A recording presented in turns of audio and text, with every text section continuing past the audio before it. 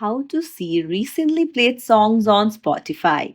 Hey everyone, welcome back to the channel. If you are new here, don't forget to hit the subscribe button and turn on the notification bell to not miss any updates.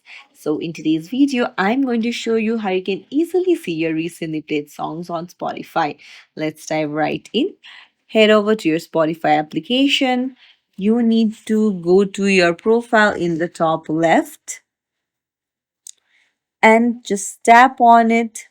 You'll find listening stats and then recents below that. Tap on it,